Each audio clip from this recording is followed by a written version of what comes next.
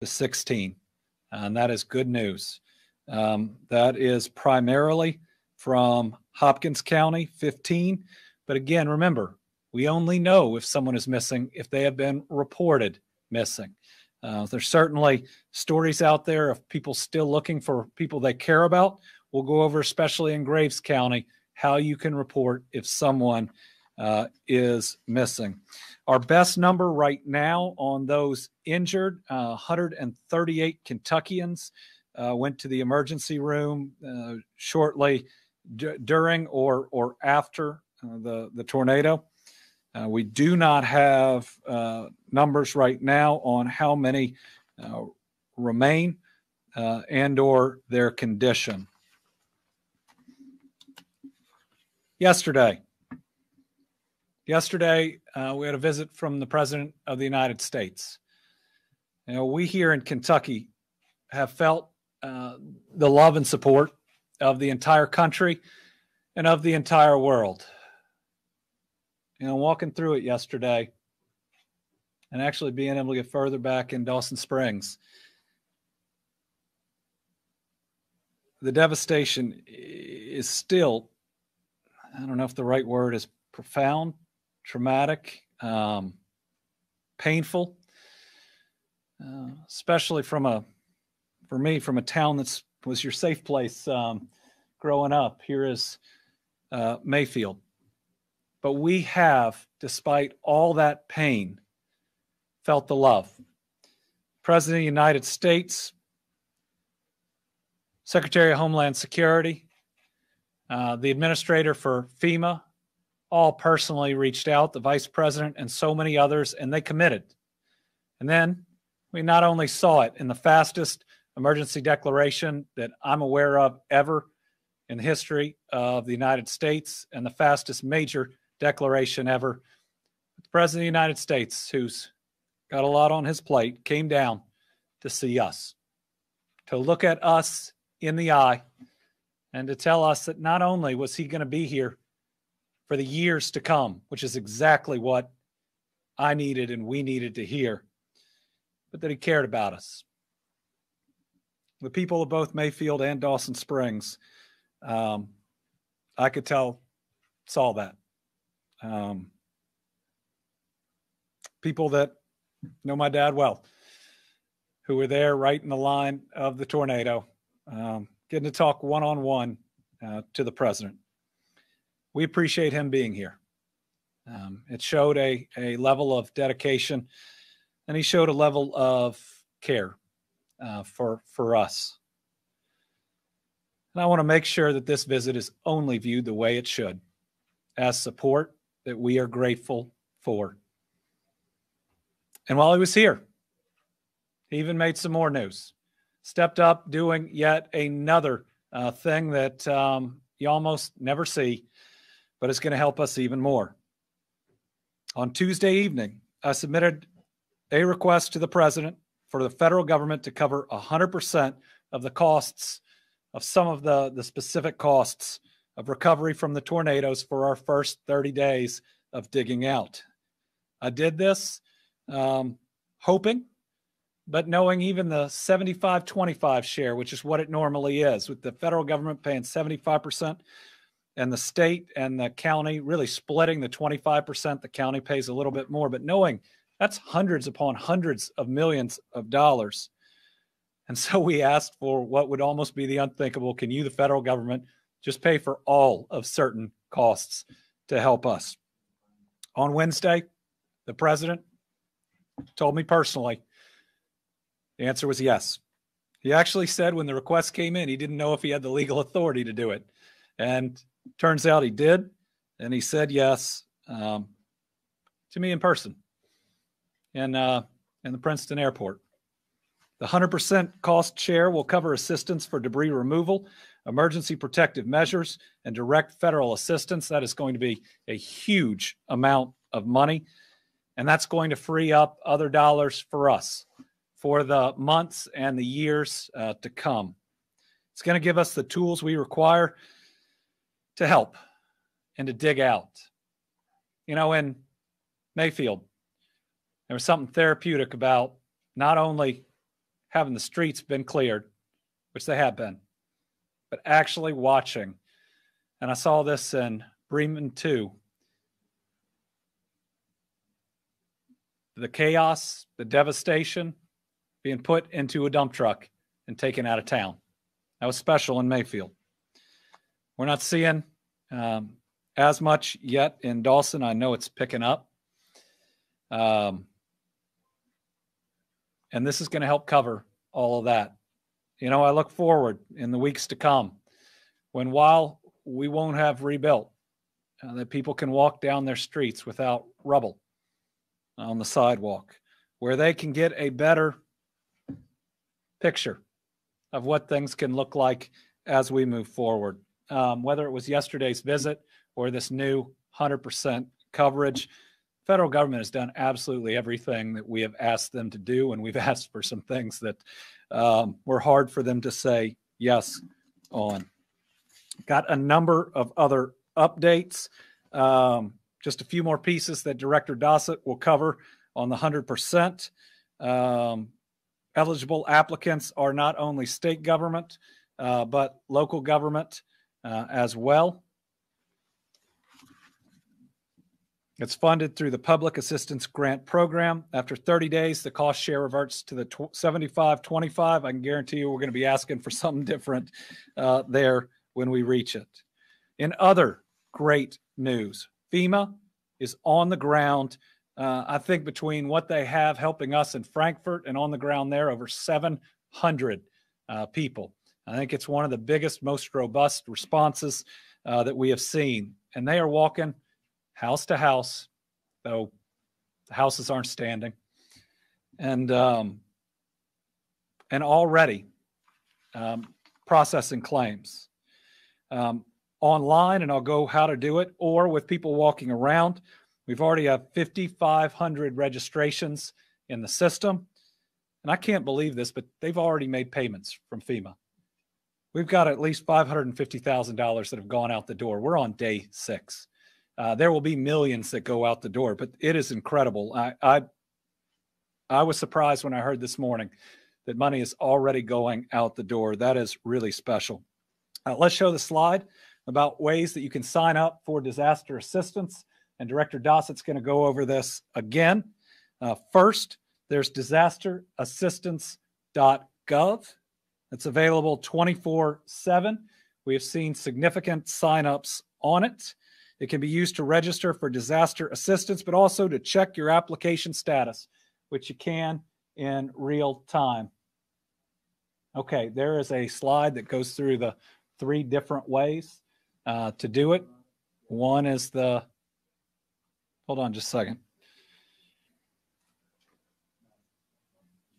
We'll go over the second part. If you can't get online, you can call these numbers, 1-800-621-3362 or 1-800-621-FEMA. It's available 7 a.m. to 1 a.m. Monday through Sunday. Live agents are available to help you begin your claim. They will help you over the phone. And then there is the FEMA mobile app that you can download. It's available 24/7. You can get it through both the Apple App Store and Google Play. It can be used to register for disaster assistance, check application status, and you can even upload different documents that you would need. Additionally, FEMA has registration intake centers open. So you can go online, disasterassistance.gov. You can call these phone numbers. You can also download the app. You can talk to a person walking through the neighborhood. They all have iPads. They're taking the pictures that you would otherwise have to take if they're there, or you can go to any of these locations. In Hopkins County, the FEMA Mobile Registration Intake Center is at 960 Industrial Park Road. That's in Dawson Springs. It's 8 a.m. to 5 p.m., and that's because there's a curfew there. This is when people can come in and help people. In Graves County, it is at 1102 Paris Road in Mayfield. Again, 8 a.m. to 5 p.m. Muhlenberg County, I think we're going to be able to handle through the canvassing. 'It's a small town hit really hard. I'd say I was really impressed by the mayor, by Curtis, our county judge, who I've known forever, former sheriff, their fire department, and everybody else. I mean, they've got so many people out there helping other people. It was really special to see. And in Warren County, it is at 2565 Russellville Road in Bowling Green, 8 a.m. to 5 p.m. On social media, we will get a listing of those locations up. All right, as an update on our state parks, we have opened them up to take our people in. And as we walked around, as Brittany, who's over here, I keep looking over, walked around both. Question we'd always ask people is, where are you staying? And if they were sleeping on somebody's couch, we were telling them, come to our state park and let us take care of you. I got to speak to some people that are out at Penny Ryle, and I said they're taking great care of everybody out there. So we announced that our state parks would provide a minimum stay of 2 weeks for anybody displaced by these tornadoes. And by 2 weeks, I was trying to make sure that everybody knew they didn't need to worry about tomorrow. Today, we're extending that minimum to 4 weeks. In the very least, we'll house you a month. And listen, if there's somebody who has a reservation, whose house has power and they're warm, if we have to, we'll cancel their reservation for those of you that don't have that warm home to go home to right now. Right now, we are housing 610 displaced Kentuckians and 176 first responders. We do have room for some more. We have 9 rooms available in Kentucky Dam Village. They've got 89 displaced Kentuckians and 155 first responders. Ken Lake, we have 12 rooms available. We got 146 displaced Kentuckians and 8 first responders there. At Lake Barkley, we have 1 room available. That's got 212 displaced Kentuckians, 13 first responders. This is where we moved an entire shelter there. I think when Secretary Berry first contacted the minister, he thought it must be a scam because we were going to take in that many families and provide them stable housing. Pretty special, and I want to thank that congregation for helping those people. At Barron River Lake, we have 40 rooms available. They're helping 21 displaced Kentuckians. At John James Audubon, 4 rooms available, helping 9 displaced Kentuckians. Hey, at Penny Rye, we have 1 room available, which must have opened up, meaning somebody's got kin that have taken them in. We have 129 displaced Kentuckians. We got a lot going on out there, which is pretty special. At Penny Ryle, the police department for the city of Morganfield coordinated a gifts and a Santa visit. I think they're going to see Santa more than a few times at our state parks. And a special thanks to T-Mobile for donating cell phones with 30 days of unlimited talk, text, and internet. Sinking Fork Church also provided lunches for families out there. And then at Rough River Dam State Resort Park, we got 44 rooms available. We're currently housing 4 displaced Kentuckians. I think that we got a lot of volunteers, too, that are out there. These aren't just our state employees taking care of folks. We got as many folks as we have asked for that have come and helped out. A little bit on some other pieces. On the transportation cabinet side, we believe most all roads in every displaced area are now cleared enough to get through. Just from Graves County alone, the transportation cabinet has taken 1,300 loads out of Mayfield. There's more than 600 transportation employees working hard on this every day. Division of Forestry still out there with 29 employees doing the sawing work and 2 bulldozers helping out. Our National Guard presence, now over 600 deployed. I think it's about 530, 531 in the impacted counties. Our mission is changing. It's now primarily augmenting law enforcement, preventing looting. And if you are somebody out there that would even consider looting someone's home that's lost everything, shame on you. We will find you. We will arrest you. That is absolutely despicable. They're also doing wellness checks and helping with traffic control. Over 1,200 state employees and Guard combined in these areas. KSP on the ground in the areas, about 100. and they are verifying and accounting for people who are missing. Thus far, they've verified and accounted for 90% of the employees from the MCP candle factory. And right now, the information that the company has given us is correct. That would suggest just 8 lost in that factory, which is a miracle, is an absolute miracle in this disaster. I will tell you, I was almost certain that the number would be 70, but thank God others either left or escaped. It was feared much, much worse. Absolute miracle. KSP continues to conduct welfare checks on behalf of family members and loved ones. KSP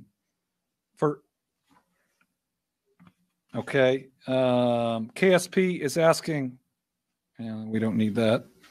KSP continues to use rapid DNA technology to assist in the identification of victims.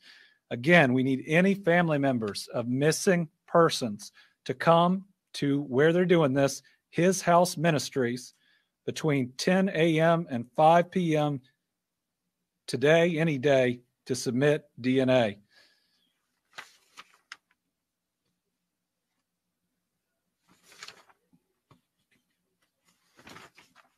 Okay. A couple other things on helping people with services. I signed an executive order waiving fees for disaster victims needing to replace lost operator licenses, permits, and state ID cards. That means there will be no fees as we are able to replace those. Transportation Cabinet will be setting up temporary credential issuance station. This is going and getting your permits and your licenses in Mayfield at 355 Charles Drive. So you need that driver's license replaced, your real ID replaced. 355 Charles Drive. 2 pop-up driver's licensing units will be ready by 8 a.m. Monday, December 20th, and will operate each business day through the first week of January. Also, we will have a temporary driver's licensing station in Dawson Springs when the location is identified. No transportations hauling food and water from FEMA to impacted areas. Again, all state routes are passable. 70% of county and city routes in and around Mayfield are now passable. So a very good job there. We have a lot of different power numbers. I'm going to let Michael Dossett give his in a minute. It's really hard, though, because we can restore the main power lines, but then there are still so many that are out there. The TVA has been doing really good work. Their overall power system remains stable and secure. They have restored power to 18 customer connection points. Western Kentucky Rural Electric Cooperative, Murray Electric System, Benton Electric Service, Glasgow Electric Plant Board, Lexington Electric Service, that's in Tennessee, Pennyrile Rural Electric Cooperative, and Gibson Electric Membership Corporation. Still working on Mayfield, but just because you are able to restore power to those cooperatives, still the connection points between them and houses in many places has to be rebuilt. Looks like they got at least 21 crews, 160 individuals out there with more contractors than that. Team Western Kentucky Relief Fund, now $15.9 million with over 93,000 donations. We are providing the first set of funds, which are going out the door to cover funeral expenses. Nobody has to apply. We're contacting the individuals directly. One of the next areas we're going to look, which is really important, is how we can help some uninsured homeowners. If you know Dawson Springs like I do, or Mayfield like others do, in these and other areas, it hit neighborhoods of people that were already struggling to get by. And it's not that they didn't want to have homeowners insurance. It's that they couldn't afford it. And so we're going to look at using this fund to help, because the individual assistance from FEMA, we're going to look for all different sources, is capped at $37,900. And that can go, if you're insured, above your insurance. But for those that don't have it, that's not going to be enough to rebuild. So we're going to look at how we can augment those families with this fund. Those that are already struggling shouldn't be struggling more after this thing is over with what they have already gone through. I'll tell you what, we got a couple of other updates on unemployment insurance and others, but after that, Brittany, I think we could use some really good news if you'll continue to update us on how these kids who've been through the worst are going to have the very best Christmas in the history of Kentucky.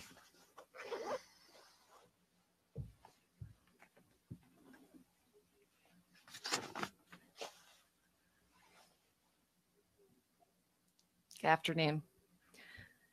As First Lady, I was left speechless at the heartbreaking images of entire communities left grieving after this natural disaster.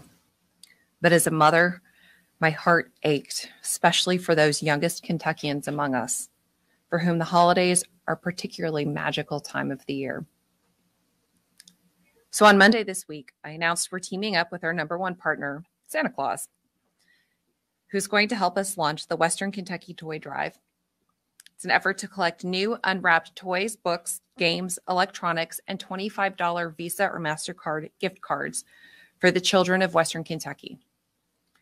This morning, I visited Broadbent Arena in Louisville, which is our largest donation hub. I was overwhelmed and left speechless. It's incredible the way that people have responded to this call. I was delighted to be able to help load some of the boxes with toys that had been donated.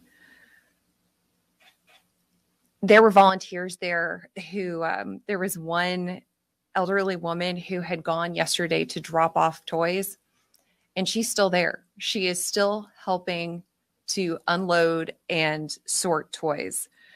Just while we were there, I think 3 trucks full of Amazon deliveries showed up, as well as a semi. Yeah. I'm speechless. These children and their families just deserve it, and it's so heartwarming. So while we are still collecting toys, we have to shift from the collection to the delivery of these items. Specifically, we are in need of gift wrapping supplies, as well as more $25 Visa or MasterCard gift cards and items for older kids and teens like electronics, video games, athletic gear, and bikes. And of course, books and art supplies are always needed as well. We will continue to accept donations until Saturday, December 18th. If you are able to contribute, please visit firstlady.ky.gov/toy drive to find the location nearest you.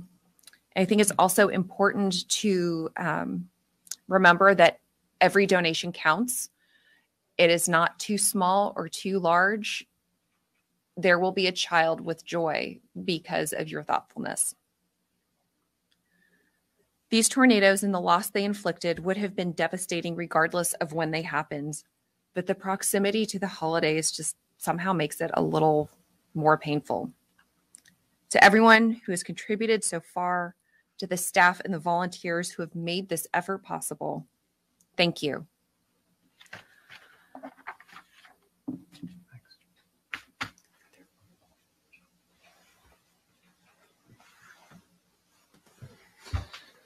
I may have said this yesterday or the day before. As we were learning that tens of thousands of gifts were coming in, I said to Brittany, after Christmas this year, what are the parents going to do next year? And she said to me, these kids didn't just lose their Christmas toys, Andy. They lost all their toys. So let's shower them in gifts. All right, let's turn to Director Dossett's update. And then I've got some things specifically for Kentuckians in the area, including some assistance with unemployment since their places of business will be down. But as he's coming up, I've been asked by businesses all over the country how they can help. And they have helped in so many different ways, from supplies to unprecedented amount of dollars. But let me just say this. We're going to lose a lot of businesses in the area, and there's going to be a rebuilding process.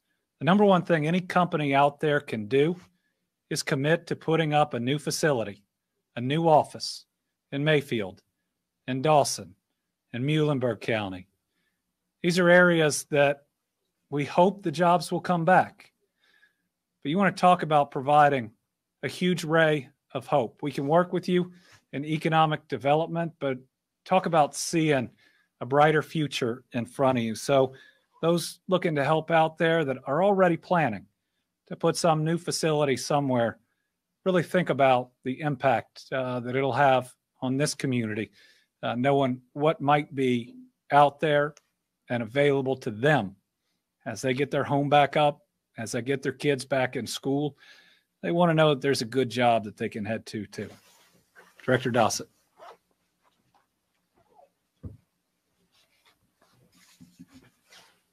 Thank you, Governor, and good afternoon. Let's start with the warning slide first. So just a little historical reference. You can see the track here of the tornadoes, and these are the main tracks. Each one of these colored boxes are NWS warnings, and they come in a variety of different patterns. The most severe are obviously tornado warnings or severe weather warnings, and you can see the tracks that they have taken. These began, and I'm only showing you the warnings from 0 hour, which was somewhere around 8:30 p.m., all the way through the end of the storm track. And during that period alone, there were 92 NWS warnings put out all over the state. And they ranged from radar indicated tornadoes to severe weather to squall lines and flash flooding. So this is the impact area and how wide this was. The next slide indicates some of the tracks, and it only indicates two of the main tracks. The National Weather Service is still looking at the impact. They just upgraded the main storms, 3 of the main storms. The main track was now found to be an EF4 at 190 miles an hour. That is a remarkably powerful storm. And as you can see the results from all the video and the coverage of Ground Zero. Moving into some of the impacts that we're now working toward. So total declarations, there are 23 counties that have declared during the storm. And cities are Bowling Green, Cave City, Horse Cave, Munfordville, Park City, Princeton. This is just a preliminary list, and these are just the data that we have in the system right now. The search and rescue efforts have moved from concentrated efforts to wide area searches. And this is just to ensure that no area has been left untouched. Moving into the power, really good news. Again, and I've talked about this during all of the briefings, the power company is extraordinarily efficient at restoring power. It is just the conditions they find when they enter the state. So currently we have only power outages at 3,280 connections. I will tell you that 2,000 of those services cannot be restored, and they will not be restored for weeks and weeks. And that's a very small area, and most of it is Ground Zero in Mayfield and some in Dawson Springs. But it's a very low number that we'll still struggle with, and the generators will certainly be an option. The U.S. Army Corps of Engineers has installed the generator. It's a large generator at Dawson Springs, and that's working well. We also have good news with water and power systems. There are about 2,600 service connections with customers at about 18,000 that only have boil water advisories. We have a bit of good news, and it comes slowly, but it's coming. In Dawson Springs Water Treatment Plant at 11 a.m. this morning, it was totally restored to power, and that's a big celebration. Next slide on cost share, please. So just a little bit about the relationship and the partnership between Governor Beshear and the president. We've talked about this the day of the event. We were recipients of an emergency declaration. The second day, we received an expedited declaration. The third day, we added an additional 20 counties. And as we moved through the president's visit, the paperwork was signed at the state level and sent up through the FEMA level, but had not reached the president yet. And he verbally declared, after he sought permission from Administrator Criswell, the bottom line is this is unprecedented response. He cut through the red tape, and Governor Beshear pushed it the entire way. The 100% cost share is an unusual declaration. It is not uncommon in hurricane events and some tornado events. It lasts for 30 days. It is an immediate opportunity to get reimbursement for 30 days. And it involves one of the largest expenses and one of the largest reimbursement opportunities for this entire disaster, and that's debris removal, along with emergency medical, emergency protective measures. So FEMA's on the ground in our hardest hit counties. They currently have 400 personnel on the ground across the Commonwealth in all of the counties that have been hit. And they're expanding that footprint. There'll probably be, by early next week, there'll be 700 folks of all federal teams. FEMA's not the only team on the ground. And just to name a few of those, it is the USDA, the Environmental Protection Agency, the Department of Defense, including the Army Corps of Engineers, the Department of Energy, and the Federal Law Enforcement Bureau. We're getting opportunities and responses from the entire federal umbrella, and that's important to remember. We have requested and been granted what's called a Delta food package.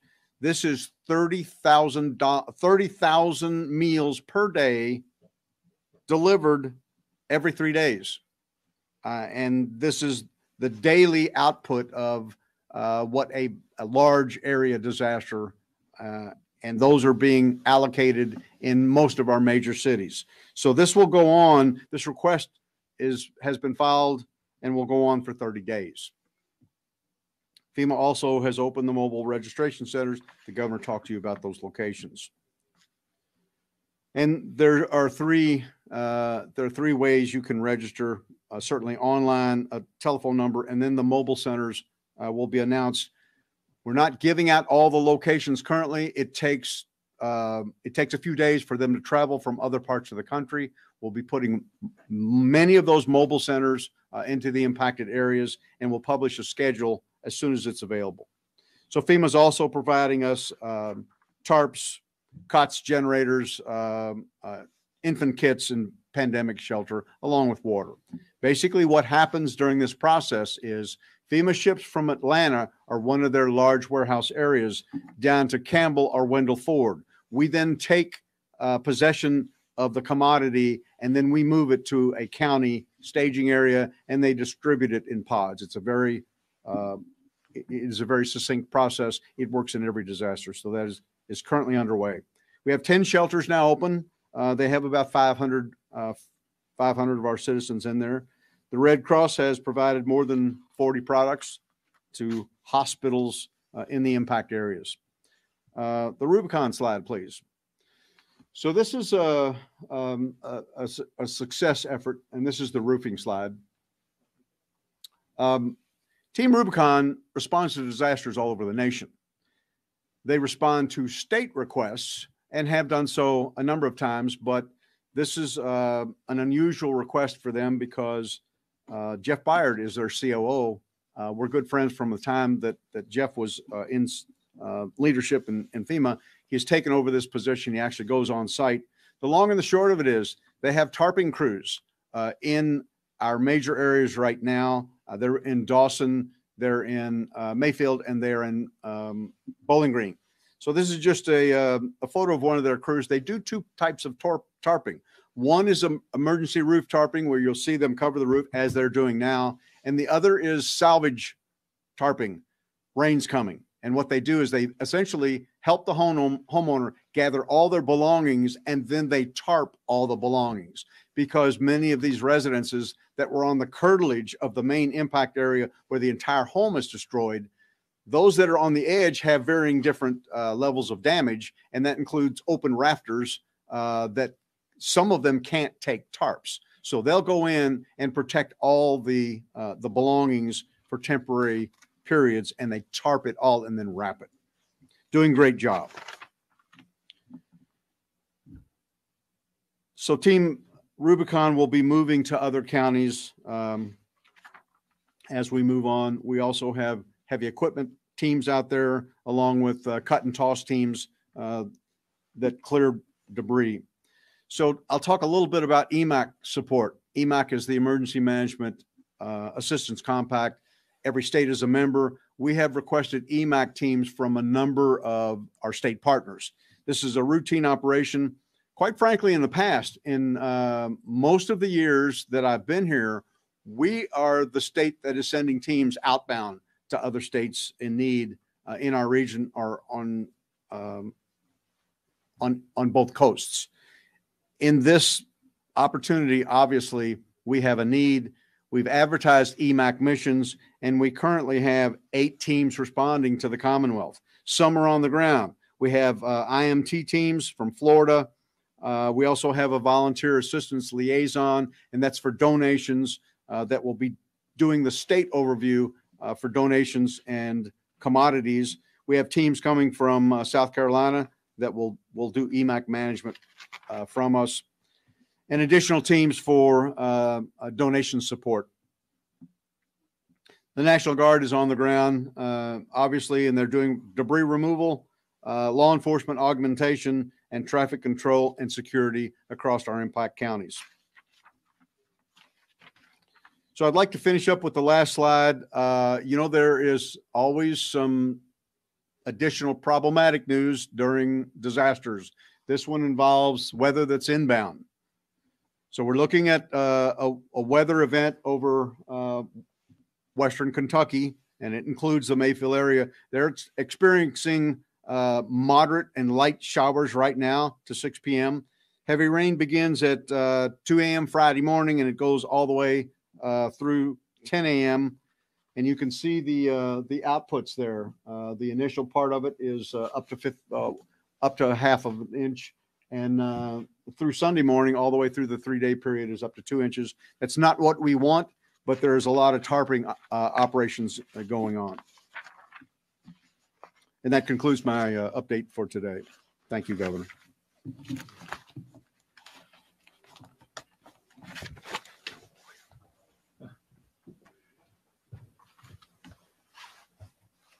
It's not right that people who've had their homes knocked down and are trying to salvage it are now having all this rain on top of it. It's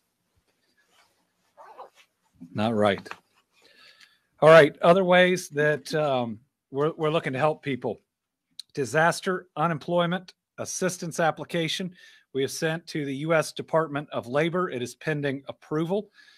Field locations for UI services, because people aren't going to have a place to go to work in many instances for a while, are being established at Mayfield. That's at the Walmart location. So the Mayfield Walmart, the McCracken County Library, the Trigg County Library, the Butler County Library, the Hardin County Library. In Bowling Green, we're directly in the GM plant.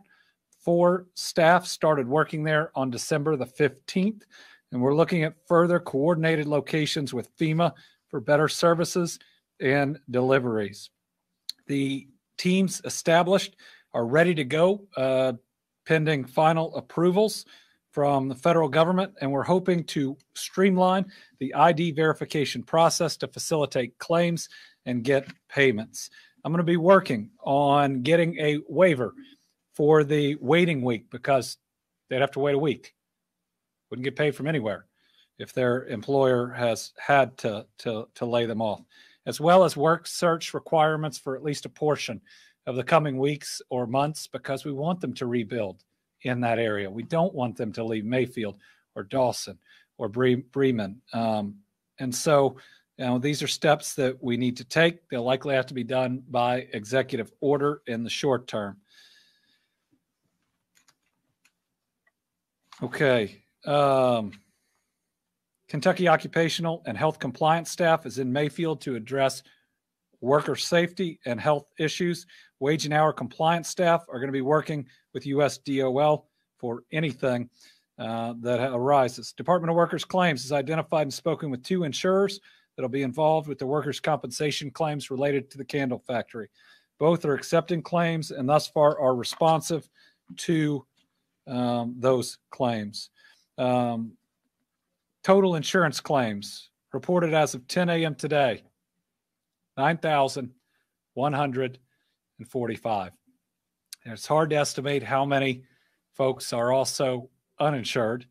And remember, we have both homeowners and renters that would be potentially insured or uninsured for the value of their home and their belongings, or what is in their apartment or rental units. There is the same amount of assistance generally for renters as there is for homeowners from FEMA. And in fact, there are situations where you may qualify for both, depending on what your timeline looks like on rebuilding. But Department of Insurance response teams are being set up in Graves, Hopkins, Warren, and Muhlenberg. We will update once that comes online. They're going to make sure that these insurance companies are treating people fairly. Let's see. I believe that may be. Oh, no, we got a couple of other, again, things we're trying to do to help people. So this week, we were also able, following the federal disaster declaration, to get the IRS to extend the 2021 tax filing and other deadlines from April 15th to May 16th. And our Kentucky Department of Revenue will honor this special tax relief for individuals and households affected by the severe storms, tornadoes, and flooding who reside or have a business in Caldwell, Fulton, Graves, Hopkins, Marshall, Muhlenberg, Taylor, and Warren. That'll allow affected taxpayers until May 16th to file their income taxes and submit payments for individual income tax, corporate income tax, their withholding, or the limited liability entity tax. Means certain deadlines, quarterly payments, as well as the one for 2021 income tax returns will be postponed for the affected taxpayers. Again, I mean, at a time like this, you can't expect people to have the documentation needed, and so we're extending those deadlines. The President's federal disaster declaration also makes Kentuckians in those 8 counties eligible for a refund of Kentucky sales and use tax paid on the purchase of building materials permanently installed in, the repair or replacement of structure damages in the 8 counties covered by the disaster declaration. So as you're rebuilding, if you are directly paying for building supplies, make sure you document those. You could get up to $6,000 in relief from sales tax per building. We'll put this out by a separate press release. We're increasing, and this is within the state, to qualified residential treatment care programs that serve children that have been struggling during COVID. These are places like Maryhurst and others. We have found a way to increase the funds that are provided to them to help them as they are making it through this pandemic. Some were struggling so much they were looking at shutting down. We'll have the direct information in the release. We are hurting, and we're still hurting. And it continues to be very painful. But we are not broken. We are not broken, even when it feels like it. We will clear this chaos and death from our towns, and we will rebuild our structures and our lives. And just like every person I talked to yesterday, the day before that, including on Saturday, I'm not going anywhere, and this state is not going anywhere. We got a great commitment from the federal government that they're going to be with us too. Every step, every week, every month, and every year that it takes, we will get each one of these communities rebuilt. This is very personal to me, and we're going to make sure that it happens. All right, with that, we'll open it up to questions. I think we have 4 journalists here and a bunch on the line. So let's start with Tom. Thank you, Governor. 2 things that just came to mind is the state going to be developing a website to link all this information. You gave a lot of things on a lot of different topics today. So we'll be doing that. We should. It's a great suggestion. We're building this airplane while we're flying it, but we should centralize all this information, what's available to an individual that's been through the horrific, and then we need to get it out in paper too to some of the facilities out there to help them as we move forward as much as we can on some of this stuff. I hope we can set up in one location. It's just there's not one big location left in most of these places, and there's so many people helping. I mean, we got 1,200 garden state employees, and you look at 10,000 people typically in Mayfield, and 3,700 in Dawson, and 370 in Bremen, and then put all the FEMA people on top and all the rest. We have about as many people helping as we do that live in these places, and God bless them. My main question was, I see you issued an executive order on livestock disposal. Yeah. Can you describe the? Yeah, so there is a statute or regulation about the amount of time that you have to do away with, clean up, destroy dead livestock. It's primarily dealing with disease, and we think it probably only applies to that. But there was concern that it could apply in this situation as well, and there are so many dead livestock that we know it's going to take more time. We are listening directly to our farmers. We know that there's going to be some long-term needs too. It's a farming community. You know, where do they get their feed from? Who do they typically sell to? What have the losses been there? So one of the early calls I made was that we needed USDA on the ground, and the federal government sped up how quickly that happened. Still working through all the rest of the needs, working directly with judges and their folks. We're going to find a solution to every concern. Carolina? The number of people missing has dramatically gone down, which is great. Does this help the state kind of figure out where our death toll will stand, or is there really no way to figure that out at this point? So every day that passes, the range of our death toll becomes more certain, and the likelihood that we will have significantly more death lessens. I am hearing at least rumors that we will add one today, and perhaps someone unexpected. Our number missing requires someone report them missing. And so there may be more that are out there. I hope that additional deaths that we see will be in single digits. They could come from people that we find.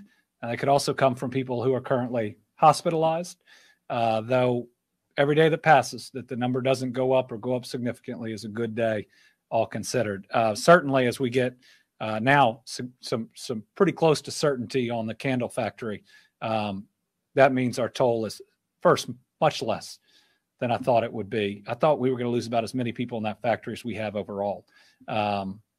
So it's I think we're getting closer and closer to what that final number will be. Phil. Governor, do you have any thoughts about the litigation that's been filed about the candle factory, the allegations that workers were forced to work with the tornado on them? Yeah, I know litigation has been filed in the candle factory, but I don't have any independent knowledge of any of the allegations that are there. I did see it, and I've never seen anything like the total wreckage and steel and I mean big trucks that I say they're on the roof. The roof wasn't there. By the time I got there, and this is just an hour after daylight, there must have been 8, 10, 12. It's hard when you're trying to take it in. Backhoes and heavy equipment trying to pull things off of it. I mean, it's a miracle we only lost 8. I don't know what happened in there that night. I do know it was hit directly by one of the most powerful tornadoes I think we'll ever see on record. Lawrence. First, a quick clarification. 75 number today, is that one more than yesterday? One above yesterday? Yes, it adds that individual in Bowling Green that is reported to have had a heart attack in the cleanup. We heard the president's public comments. Can you give us some insight into private conversations you had about Sure. Kentucky?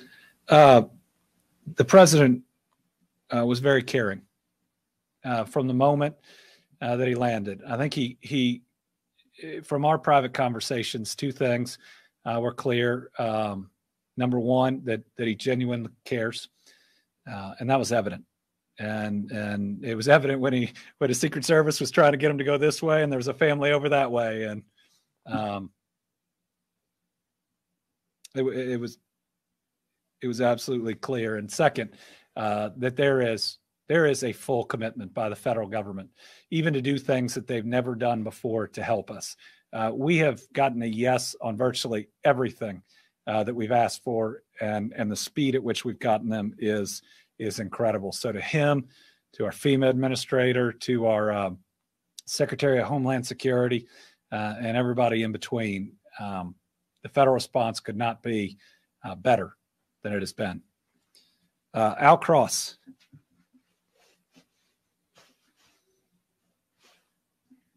Thank you, Governor. It was quite an eventful day yesterday. And aside from getting 100% federal funding for 30 days, what other surprises did you have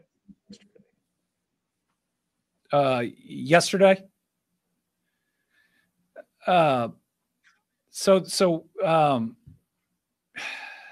First, there were really tough moments yesterday. I had not been able to get that far back into Dawson Springs, and it was even worse than I could tell. And it was painful. But to also see the number of people that would say that they are blessed to be alive was pretty special. And remember, in this, 8 blocks in any direction, nothing standing. Everybody that is sorting through the rubble knows each other. And, it's, I said before, the trauma kind of seeps into your skin. But I will say that having the president there and especially in Mayfield created an energy. And you know what? I was just happy for one day, because it had been, 5 or 6 days, for just one day since this happened, that there seemed to be this really positive energy. The president of the United States was there. I'm not sure I expected to feel that. And you could see it on people's faces. There's a woman who said he's in Mayfield.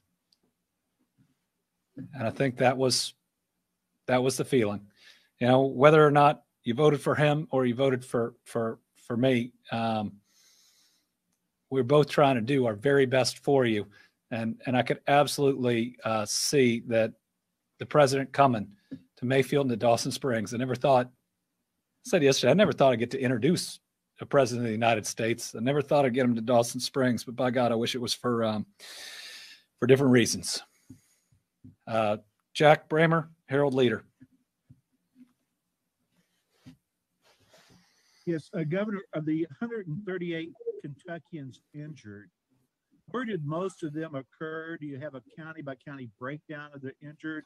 And do you know how many were injured in the Mayfield candle factory?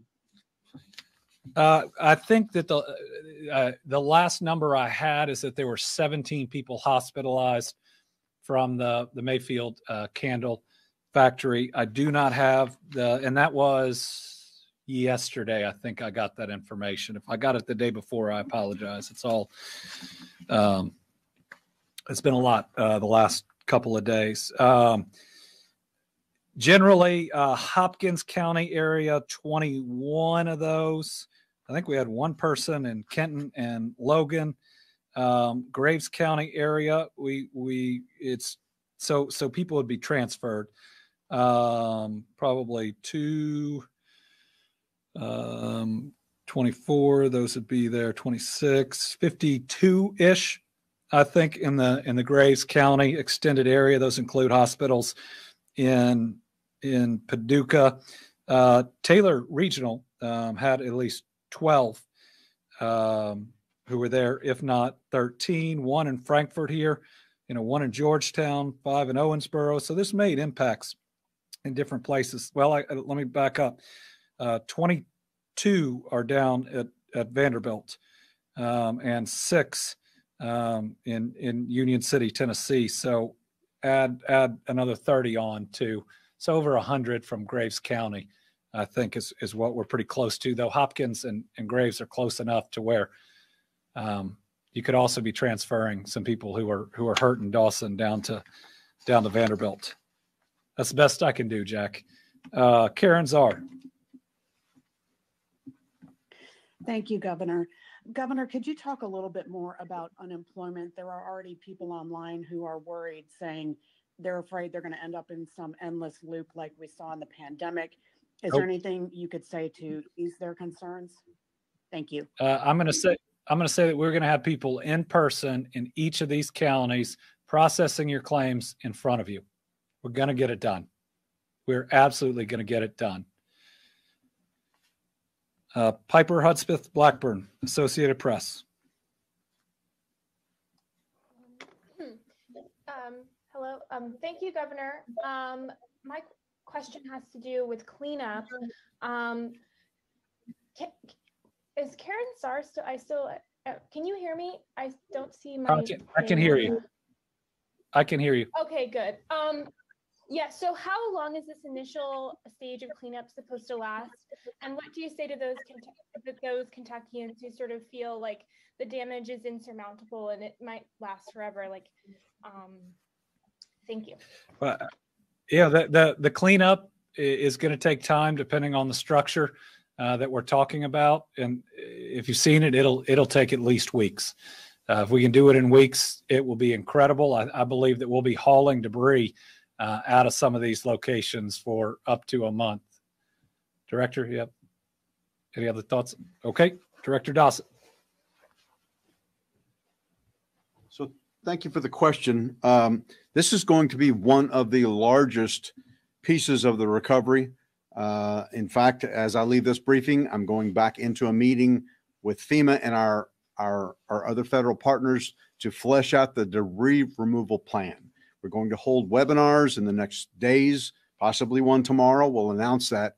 Debris removal is one of the most important pieces because this is part and parcel to rebuilding, not just the city infrastructure, but for all of our homeowners. So you'll hear more about this, but again, please allow us to manage expectations.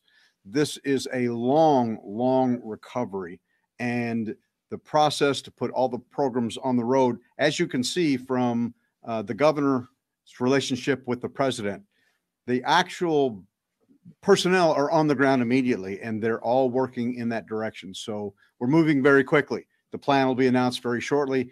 And then after the plan is announced, counties and the state and the federal government will all come together. There'll be contractors that each county can engage. We also have federal assets and state assets that are working toward that.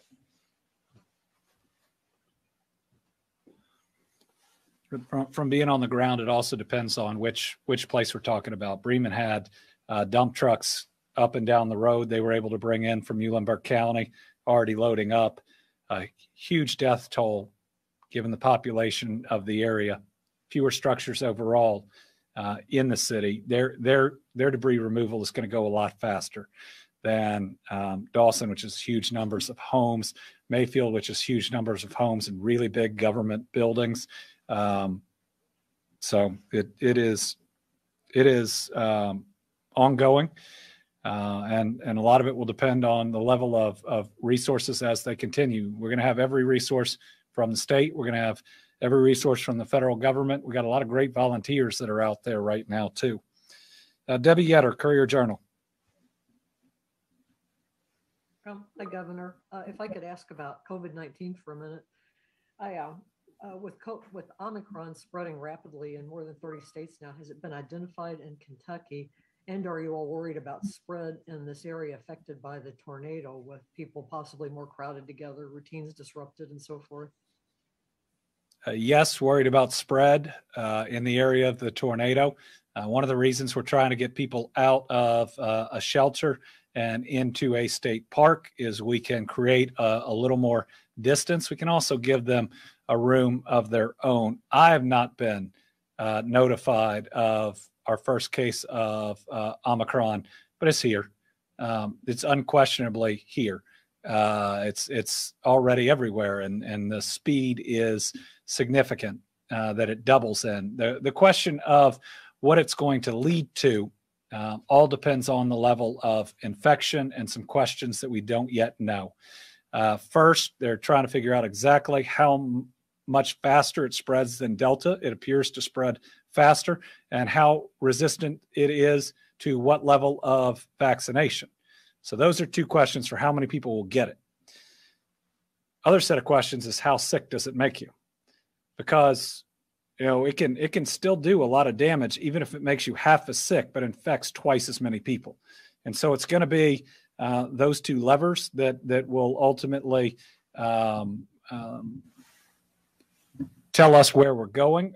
Also, the amount of therapeutics and vaccinations and boosters we're getting right now will impact that as well. I mean, it looks like if you've had both shots and a booster, if you get that, you're less likely to get it. And if you get it, you're probably going to be okay.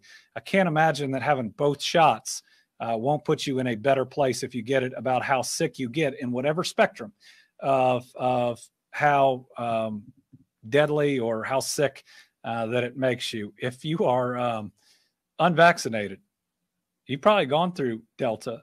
It's been awful. And it looks like this thing can come right along behind it and reinfect you. So, I mean, please get vaccinated. If you've had Delta, I hope that it provides some level of immunity to you. But after what you've been through, why in the world risk that if you can get a series of shots that ultimately help you out?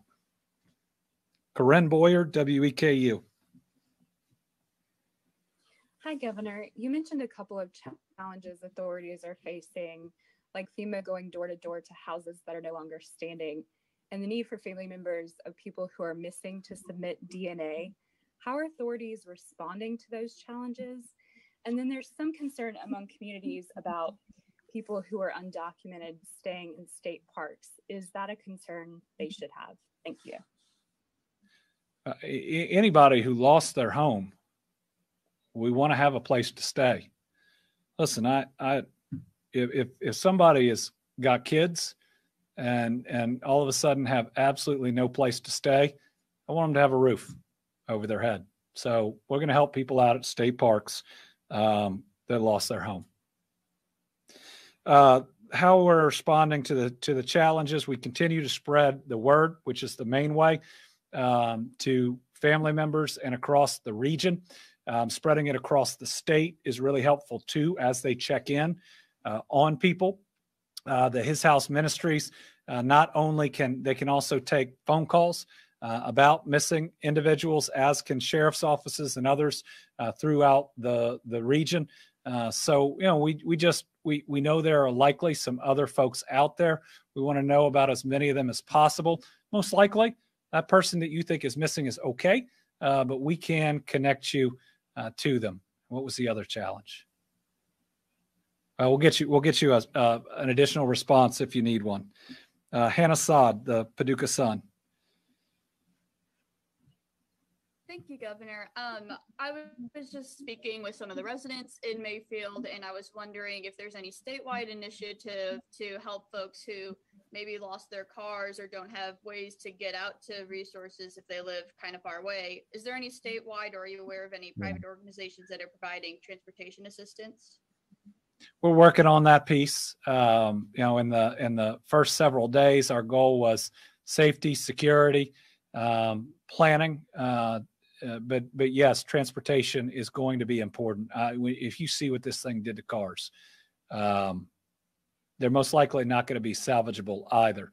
I do know that there are adjusters, if you are insured, that are on site, that are there. We do want to try to streamline that, though, for people. And then, we've had folks reaching out about other things that they can do to help. We're going to be trying to connect some of those resources. Certainly, we can title a new or a used vehicle for folks as they replace it at any of these facilities. that we're setting up. I mean, these folks don't have a driver's license likely. Their last car title, they're going to need to turn it in. They're going to need a new one as well. So that point's well taken. And transportation. Right now, we've used school buses to get people from shelters to state parks. Last question, Grace McKenna, WHAS 11.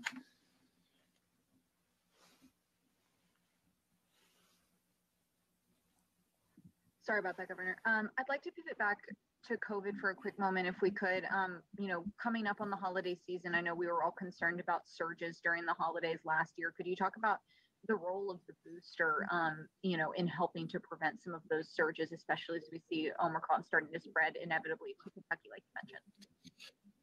Yeah, Christmas is supposed to be a wonderful, special time where we celebrate a life. And life itself, salvation, what is good in mankind, the hope. And then we have a new year where we make resolutions to be better, where there are new chances. They are supposed to be wonderful, hopeful, life-affirming holidays. And last year they were deadly. We lost a lot of Kentuckians through the spread of COVID-19 during those holidays. This year, we don't have to. Last year, you couldn't be fully vaccinated, or it would have been very hard to be fully vaccinated by Christmas. This year, everybody can be. And this year, we have a booster as well because waning immunity is real. I believe the largest single factor in what type of surge that we are going to see over the holidays and into the beginning of the year is how many people get their booster. If you do it, you're pretty well protected.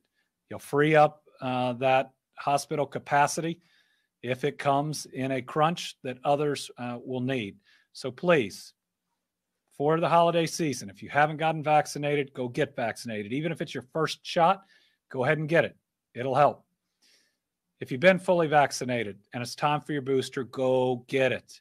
Don't wait until after the holidays. Go get it as quickly as you can.